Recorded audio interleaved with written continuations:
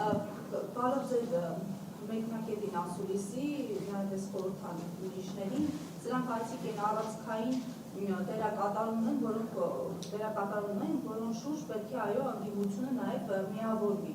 Խոսեցիք այստեղ նաև միասնական պլատֆորմի առաջարկի մասին Իշխան Սաղաթելյանի, ժամանակավորապես այո սառեցնել էր ընդդիմադիրս փոխադարձ մեղադրանքները։ Ուզում էի հասկանալ, հստակեցնել, դա ձեր Հայաստան դաշինքի առաջարկն է, թե անձնական առաջարկ Սաղաթելյանի կողմից եւ ինչ անել, որ պահպանվի այդ առաջարկը, որովհետեւ տեսնում եք լարում եք հարթակներում, այստեղ էլ նշեցին, որ շարունակում է մնալ եւ նաեւ ձեզ առաջվող թևում եւ մյուս թևերում եւ այլն։ Երկրորդ հարցը եկեղեցու հետ կապված խոսեցիք, բայց ճգնաժամն ինչպես հաղթահարվի, եկեղեցու պարագայում կարճաժամկետ հեռանկարում, ինչպես եք տեսնում այս խնդրի հաղթահարումը, որպեսզի մինչև վերջին եպիսկոպոս այսպես չգնան իշխանությունները, եւ նաեւ մեկ դիտարկում էր, ես որ գալիս էի ասուլիսի, այստեղ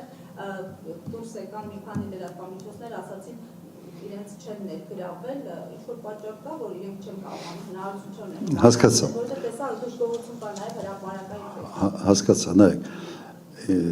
Իշխան Սաղաթելյանի առաջարկը մենք քննարկել ենք։ Դա ինքը իր գաղափարն է, բայց մենք քննարկել ենք։ Իհարկե, ոչ թե հավանություն տալ, քննարկել ենք եւ իսկապես ճիշտ է դա անել։ Այստեղ ես որևէ խնդիր չեմ տեսնում, ուղղակի պետք է կոնստրուկտիվ մարդկանց հետ բանակցել։ Հիմա ինքը ում հետ հանդիպել, քննարկել այդ հարցը, բոլորը ողջունել են։ Բայց մեկ հարց է մեր իրականության մեջ, դու ողջունում ես, բայց հետևում ես, թե ողջունում ես ու հակառակն ես, անում ես չգիտեմ։ Հիմա կփորձենք եւս մեկ անգամ հետևողական կփորձենք նպատակին հասնել։ Հիմա եկեղեցու հետ կապված, նայեք, ես մեկ անգամ ասել եմ, որ ես տեսնում եմ, որ Նիկոլ Փաշինյանը մոբիլիզացիոն ռեսուրս չունի եկեղեցու դեմ պայքարելու համար։ Եվ երևի տեսնում եք այդ վերջի պատարակները ինչպիսի բնույթ են արդեն կրում, ոնց որ չի կարող հետ քաշվի, բայց ուժն չի երիկում առաջ գնա, սա այն դեպքն է խաչու մագու, не хочу, не могу, արդեն այդ բաների մեջ է, որ ասում է, и хочется, и колется, и мамка не велит, ռուսները տենց մի բան ունեն, մի արտահայտություն ունեն։ Սա նշանակում է, որ դեռ եկեղեցին պիտի հասկանա, որ այդ ճնշումները լինելու են եկեղեցու նկատմամբ, բայց եկեղեցին պետք է իր ներքին ամրությունը ուժեղացնի։ Օրինակ ես մի քիչ ավելի կտրուկ կքայլեի, թեկուզ հարգում եմ այն մոտեցումը, որը վեհապար Հայրապետն է որդեգրել, բայց ես ավելի կտրուկ քայլերի կգնայի։ Կոնկրետ